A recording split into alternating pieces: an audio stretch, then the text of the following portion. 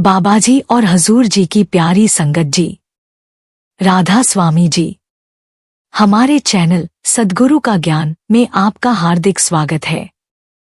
संगत जी, आज की साखी शुरू करने से पहले आपसे एक सवाल है। अगर आपको पूरी दुनिया की बादशाही, बेहिसाब दौलत और ताकत मिल जाए, तो क्या ये सब कुछ हमेशा आपके साथ रहेगा? यही गहरा सच समझाने वाली है आज की प्रेरणादायक साखी, जो हमारे प्यारे बाबाजी सत्संगों में अक्सर सुनाया करते हैं। ये साखी दुनिया के महान सम्राट सिकंदर आज़म के जीवन से जुड़ी है, जिसे दुनिया अलेक्जेंडर दी ग्रेट के नाम से भी जानती है। चलिए इस साखी से समझते हैं कि इंसान चाहे कितनी भी दौलत और ताकत जमा कर ले, आखिर में सब कुछ यहीं छोड़कर खाली हाथ ही जाना पड़ता है।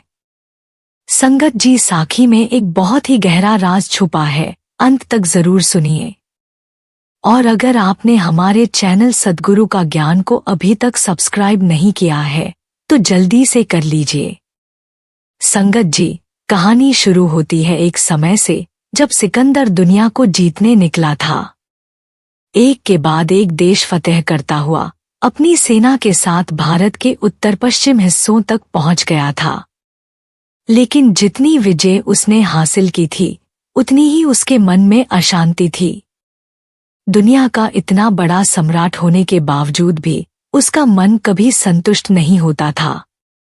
संगत जी, यही वह दौर था जब सिकंदर को किसी ने कहा कि भारत एक पवित्र भूमि है, यहाँ बड़े ज्ञानी और तपस्या करने वाले संत बसते हैं। यह बात सुनकर सिकंदर के मन में एक इच्छा जगी कि वह एक ज्ञानी संत को अपने साथ ले जाएगा, जो उसे जीवन की सच्ची समझ और सुख की कुंजी दे सके। यही सोचकर वह अपनी फौज के साथ एक नागा साधु के पास पहुंच गया, जो बिना कपड़ों के एक पेड़ के नीचे ध्यान में लीन था। पूरी फौज और सिकंदर ने संत के ध्यान से बाहर आने तक इंतजार किया। जैसे ही संत ने अपनी आंखें खोली, फौज जोर से नारा लगाने लगी, Alexander the great, Alexander the great. लेकिन संगत जी, वह संत बस मुस्करा दिए। सिकंदर ने बड़े गर्व से कहा, मैं तुम्हें अपने साथ ले जाने आया हूं। तुम मेरे साथ चलो, मैं तुम्हें अपनी फौज के साथ ले जाऊंगा और तुम्हारे लिए सब कुछ प्रस्तुत करूंगा। संत मुस्कराकर बोले, तुम्हारे पास ऐसा कुछ नहीं है जो तुम मुझे दे सको। मेरे पास जो है, तुम्हारे पास वह नहीं है। यह जवाब सुनकर सिकंदर को गुस्सा आ गया और बोला, मैं दुनिया का महान सम्राट हूं, मैं तुम्हें सब कुछ दे सकता हूं। संत तब भी शांत रहे और बोले, तुम मेरे जीवन के फैसले नहीं ले सकते, क्योंकि मैं अपनी इच्छा से जीता हूं और तुम अपनी इच्छा से नहीं जीते, तुम तो अपने गुस्से के गुलाम हो। संगत जी, सिकंदर और उसकी फौज ये बात सुनकर हैरान हो गए। सिकंदर ने अपनी तलवार निकाली और साधु की गर्दन पर रख दी और गुस्से में बोला, अब बोलो, तुम्हें जिंदगी चाहिए या मौत? लेकिन संत ने बड़े शांत स्वर में कहा, तुम मुझे मार दो, तो अपने आप को कभी अलेक्जेंडर दी ग्रेट मत कहना, क्योंकि तुम मेरे गुलाम के गुलाम हो। सिकंदर हैरान हो गया और बोला, यह तुम क्या कह रहे हो? तब संत ने कहा, मैं जब तक न चाहूं तब तक मुझे गुस्सा नहीं आता। गुस्सा मेरा गुलाम है और तुम अपने गुस्से के गुलाम हो। तुम चाहे पूरी दुनिया जीत लो, लेकिन जब तक तुम अपने गुस्से पर काबू नहीं पाते, तब तक तुम मेरे गुलाम के भी गुलाम हो। यह बात सुनकर सिकंदर के हाथ से तलवार गिर गई और उसने अपनी गर्दन झुका ली। सिकंदर, जो दुनिया को जीतने निकला था, जब भारत के उत्तर पश्चिम में ब्यास नदी तक पहुंचा, तो उसकी सेना ने आगे बढ़ने से इनकार कर दिया। मजबूरी में उसे वापस लौटना पड़ा।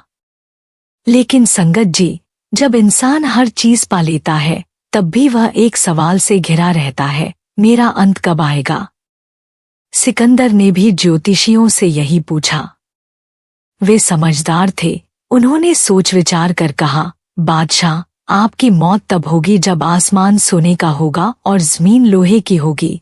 सिकंदर हंस पड़ा, फिर तो मुझे कभी मरना ही नहीं है, क्योंकि यह कभी संभव ही नहीं।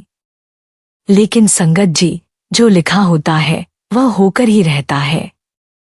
एक दिन आया जब दुनिया का यह महान सम्राट, जो पूरी दुनिया को जीतने निकला था, उसकी अपनी मौत उससे मिलने आई। जब सिकंदर अपनी सेना के साथ फारस के रेगिस्तान में पहुंचा तो उसे तेज बुखार हो गया। बुखार इतना तेज था कि वह अपनी फौज से अलग होता गया और आखिर एक दिन वह अपनी मौत के करीब पहुंच गया। धीरे धीरे उसकी हालत बिगड़ती गई। आखिर में कमजोरी इतनी बढ़ गई कि वह घोड़े से उतर पड़ा। वजीर ने अपना लोहे का कवच जमीन पर बिछा दिया और सिकंदर को उस पर लिटा दिया।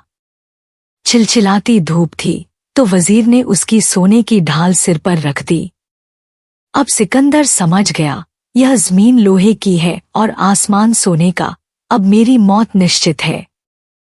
जब वह बेहाल था तो उसने अपने वजीर से कहा, मुझे एक बार मेरी माँ से मिला दो, मैं अपना आधा राज्य दे दूंगा। संगत जी, जब हकीमों ने नब्ज देखी तो कहा, बादशाह यह मुमकिन नहीं है, क्योंकि अब आपका समय पूरा हो चुका है। सिकंदर फिर फूट फूट कर रोने लगा और फिर गिड़गिड़ाकर कहा, मैं अपना पूरा राज्य दे दूंगा, बस एक बार माँ से मिलने का समय दे दो। लेकिन संगत जी, जो सांसें हमें मिली हैं उनका मूल कोई भी दौलत नहीं चुका सकती। उस वक्त पैसा, राज्य और ताकत किसी काम नहीं आए।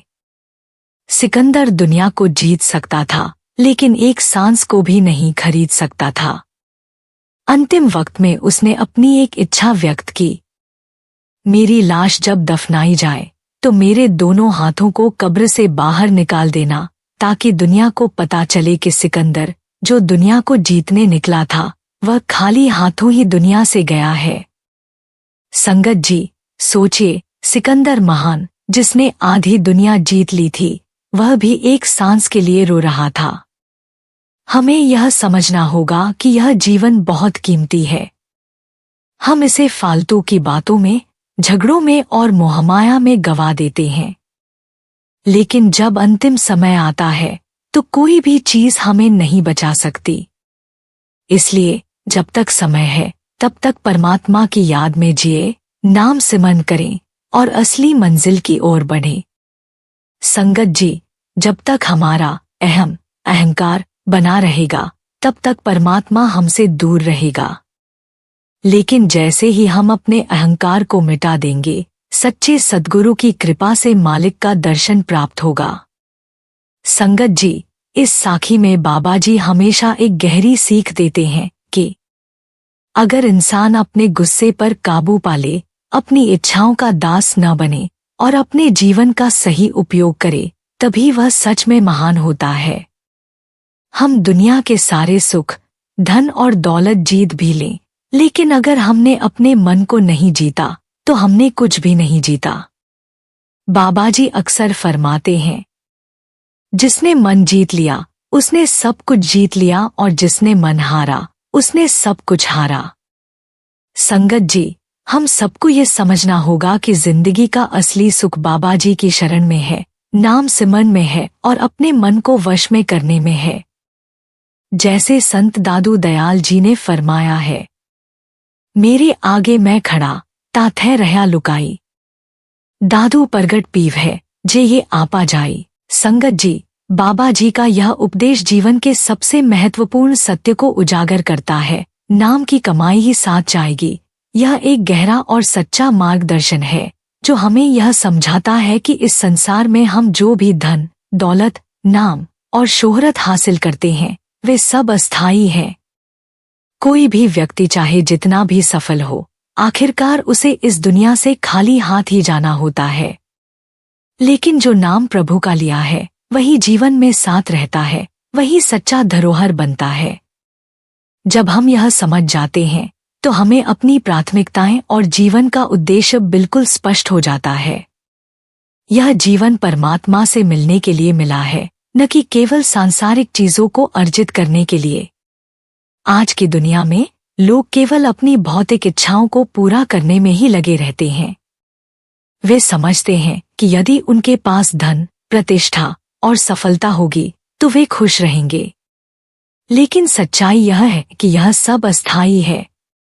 यह धन और संपत्ति हमें कुछ समय के लिए खुशी दे सकते हैं, लेकिन वे हमारी आत्मा को शांति और संतोष नहीं दे सकते। हमारे भीतर की आत्मा हमेशा परमात्मा की ओर आकर्षित होती है। असली सुख और संतोष तभी प्राप्त होता है जब हम अपने जीवन को प्रभु के नाम में समर्पित करते हैं और उनकी कृपा प्राप्त करते हैं। यह सत्य है कि हम जिस जीवन को जी रहे हैं वह प्रभु के द्वारा दिया गया एक अनमोल तोहफा है। हम इस जीवन को किसी और उद्देश्य के लिए नहीं बल्कि परमात्मा से मिलने के लिए प्राप्त हुए हैं। यही कारण है कि हमें अपनी जिंदगी में अपने आत्मिक उन्नति की दिशा में काम करना चाहिए। यह समझते हुए हमें दुनिया की अस्थायी चीजों से मुक्ति पाने की कोशिश करनी चाहिए। जैसे ही हम इस सच को स्वीकार करते हैं, हमें अपने जीवन का असली उद्देश्य समझ में आने लगता है, और वह उद्देश्य है प्रभु के नाम का स्मरण और उनकी कृपा प्राप्त करना। बाबा जी हमें हमेशा यह बताते हैं कि हम भाग्यशाली हैं जो हमें गुरु का साथ मिला है। गुरु ही वह दिव्य मार्गदर्शक है जो हमें परमात्मा के नाम से जोड़ते हैं। यदि हमें यह मिल जाए तो हमारा जीवन धन्य हो जाता है। गुरु हमें सच्चे नाम का उपदेश देते हैं और यह नाम ही वह शक्ति है जो हमें आत्मिक शांति और संतोष प्रदान करता है। जब हम गुरु की कृपा से इस नाम को लेते हैं और उसका निरंतर स्मरण करते हैं तो हमारी आत्मा उस नाम से जुड़ जाती है और हमें अनमोल आंतरिक सुख की प्राप्ति होती है।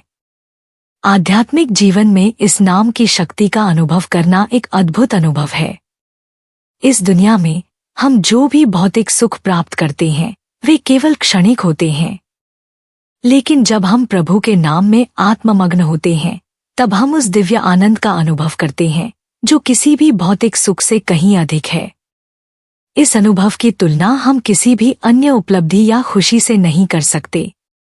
जब एक व्यक्ति भौतिक सुखों को त्याग कर प्रभु के नाम में डूबता है तो उसकी आत्मा को परम आनंद की प्राप्ति होती है। यही वह सुख है जिसे कोई भी बाहरी सुख नहीं दे सकता। यह सुख केवल प्रभु के साथ जुड़ने से मिलता है।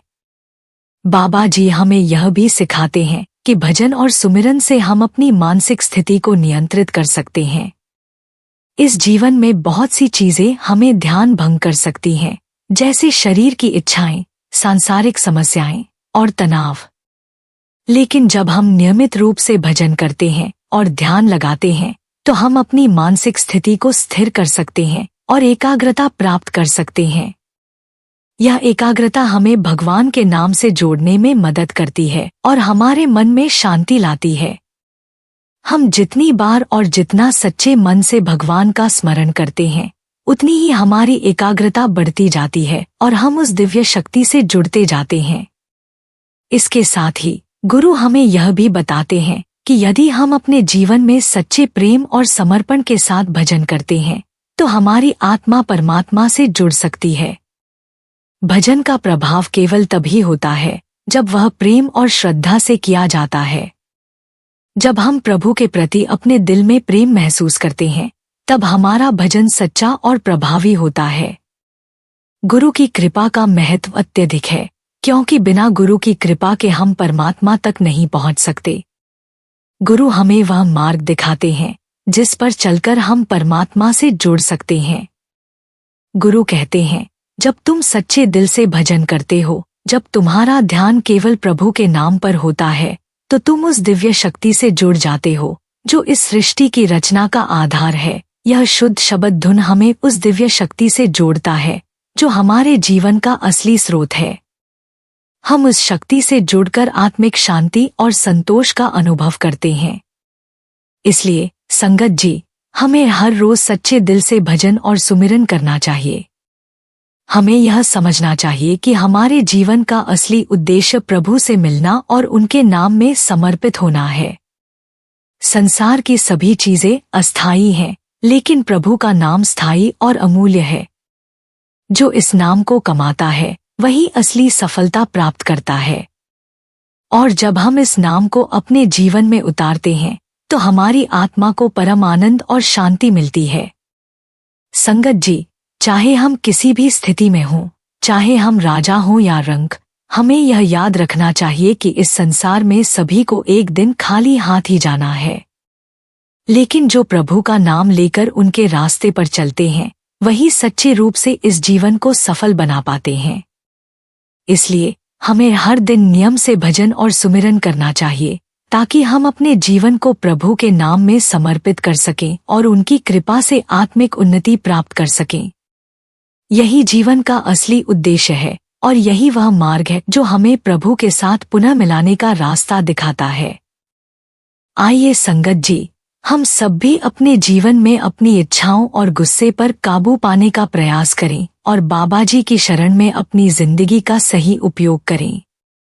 अगर आपको ये साखी पसंद आई हो और इसमें छुपे बाबा जी के अनमोल उपदेश आपके दिल तक पहुँचे हों, तो इस वीडियो को लाइक करें, शेयर करें और अपने दोस्तों व परिवार के साथ जरूर बांटें।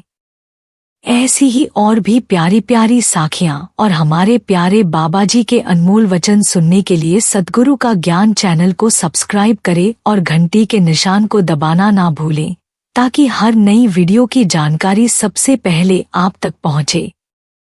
राधा स्वामी जी।